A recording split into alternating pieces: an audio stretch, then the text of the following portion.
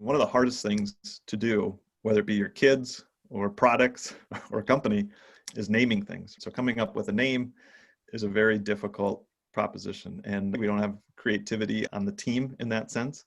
So we struggled at first coming up with a name. Luckily, my wife, she works in marketing, and so I told her about this problem we've been having of coming up with a name. And so she ended up coming up with a list of possible names, and they were good, they were creative, and we put those together, and then we ended up voting on them. And actually, I don't think phData got the highest votes at the time, but something happened where our top choice didn't make sense, and so we ended up picking phData. There's always been a struggle of what the PH means in phData. I think we've all settled on that it's just a reference to people that have PhDs are generally smart individuals, and that's how we wanted to be perceived as well.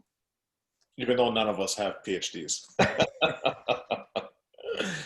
remember the first customer we had within the first or second week, they came and said, "Hey, let's sit down and tell me how you created phData." I was like, phData, what do you mean? Yeah, your company name, phData. I'm like, oh, you mean page data? And like, oh, is that how you pronounce it? And I'm like, yeah.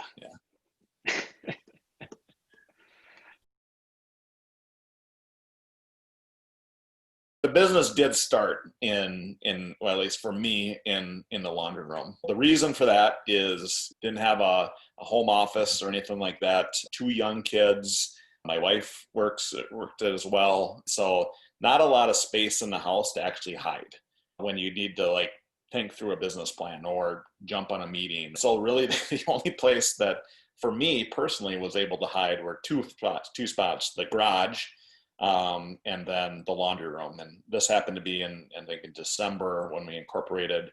So it's too cold to be in the garage. And so I basically hung out in the laundry room. And so I had a standing desk that was on top of a clothes basket. That was ultimately kind of where things got going.